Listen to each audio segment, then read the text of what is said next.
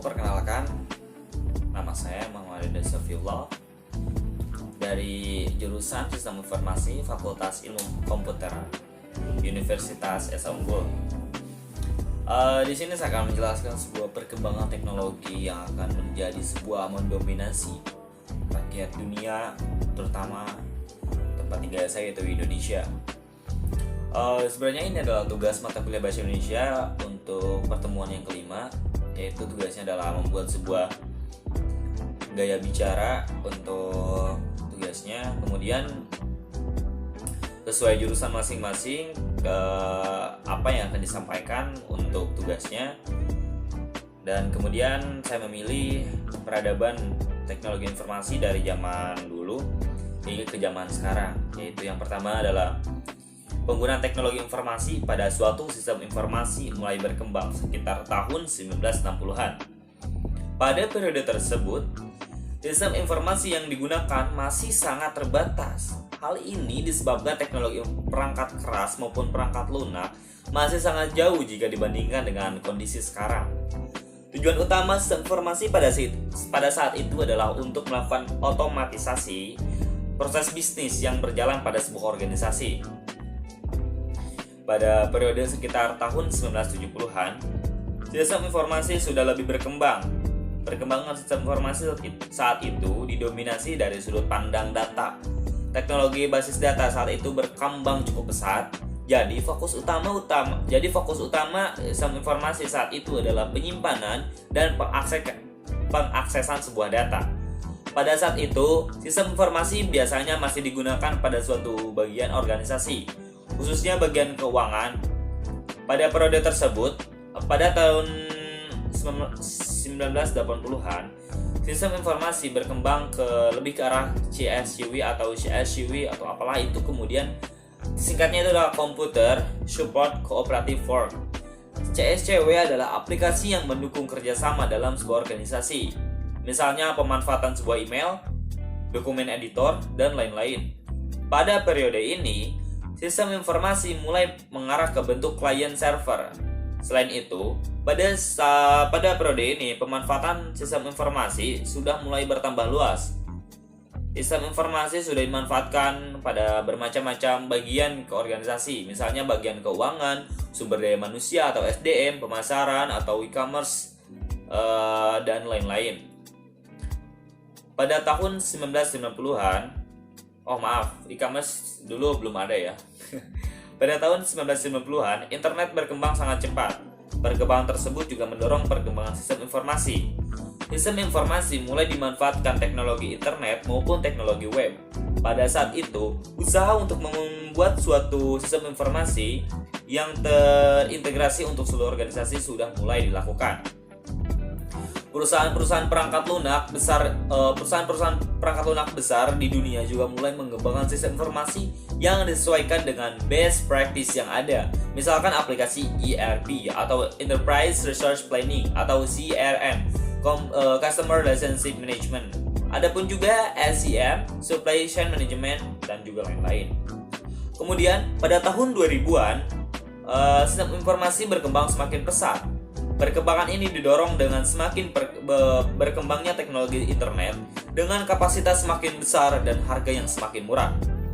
Sudah banyak organisasi yang telah mengintegrasikan sistem informasi mereka dengan sistem informasi organisasi lain untuk mendukung kegiatan organisasi tersebut.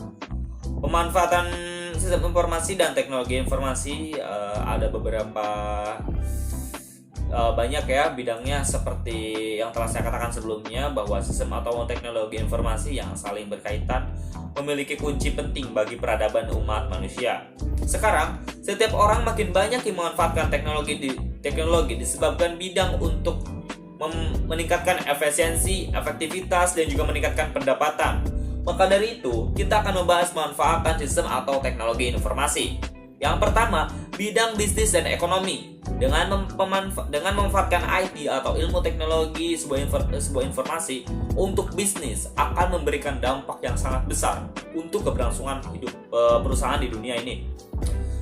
Contoh yang pertama itu adalah IT dapat memperluas sebuah pasar pasar dari teknologi informasi. Kemudian juga ada IT dapat meningkatkan efisiensi operasional dan waktu. Jadi kita bekerja itu dapat lebih singkat atau lebih hemat waktu.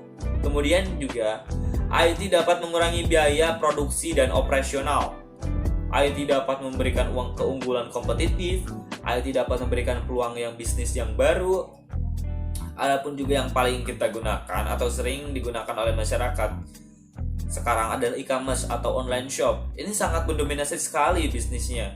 Kemudian juga ada e-money atau aplikasi dompet, ya, aplikasi penyimpanan uang ya atau pembayaran yang sangat cepat. Itu seperti contohnya aplikasi Bukadana, buka dompet, maksud saya buka dompet, Dana, GoPay dan juga lain-lain. Kemudian juga IT di bidang pendidikan. Pendidikan itu sangatlah penting untuk mempersiapkan generasi muda di masa mendatang.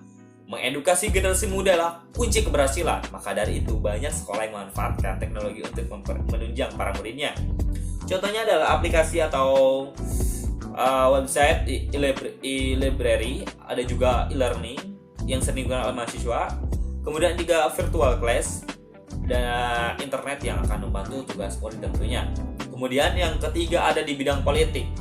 Teknologi informasi juga dimanfaatkan dalam bidang politik seperti saat mengkampanyekan calon gubernur atau presiden.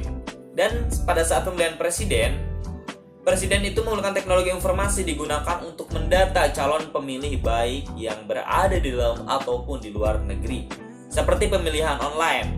Adapun juga berbagai lembaga yang melakukan quick count dalam perhitungan isi suara pemilihan presiden. Yang keempat adalah bidang kesehatan. Bidang kesehatan, teknologi informasi banyak dimanfaatkan untuk mendata pasien hingga menjadi alat untuk memeriksa sebuah pasien. Seperti alat USG yang merupakan sebuah komputer. Ada juga sekarang banyak situs-situs di dunia yang berguna untuk mengkonsultasikan sebuah kesehatan. Adapun juga aplikasi-aplikasi kesehatan yang digunakan untuk mendiagnosis sebuah penyakit. Hebat sekali ya sekarang. Dan yang kelima atau yang terakhir ada di bidang industri, IT di bidang industri.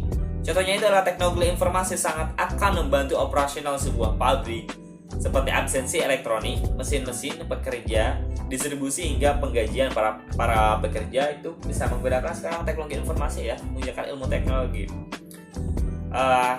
Kemudian Indonesia saat ini sedang merumuskan Nusantara 21 sebagai konsepsi jaringan informasi memasuki abad ke-21.